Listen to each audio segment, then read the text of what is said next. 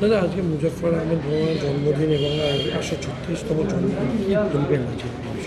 Comrade Muzaffar Ahmed জন্মগ্রহণ করেছিলেন আজ থেকে 136 বছর আগে।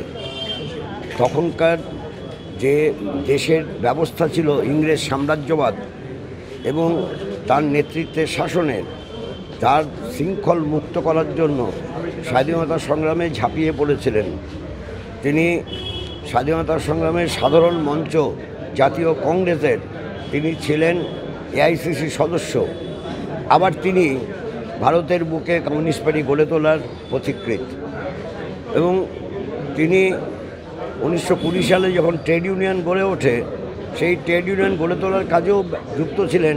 নাগপুরে সম্মেলনে উপস্থিত ছিলেন, ট্রেড ইউনিয়নের নেতৃত্বও ছিলেন। কমরেড মুজফ্ফর আহমেদরা সেই সময় ব্রিটিশ রাজের বিরুদ্ধে লড়াই সংগ্রাম করার ক্ষেত্রে যে নিদর্শন রেখেছেন, যে আত্মগোপনে থেকেছেন, জেল জীবন করে কাটিয়েছেন, ষড়যন্ত্র মামলার আসামি হয়েছেন, মিরাট ষড়যন্ত্র মামলার আসামি হিসাবে যেভাবে সওয়ালি করেছেন, নিজে দাঁড়িয়ে আমি অন্যায় করিনি, এটা ইতিহাস হয়ে আছে। সেটা শিক্ষা গ্রহণ করা উচিত এখনকার যারা কমিউনিস্ট পার্টি করেন। সেই জন্যই আমরা বারে বারে প্রতিবার মুজফ্ফর আহমেদের স্মরণ করি। তার কর্মকাণ্ড থেকে শিক্ষা গ্রহণ করে আমাদের দেশে বর্তমান পরিবর্তিত পরিস্থিতিতে কমিউনিস্ট পার্টিকে শক্তিশালী করার জন্য কাজে যুক্ত আছি।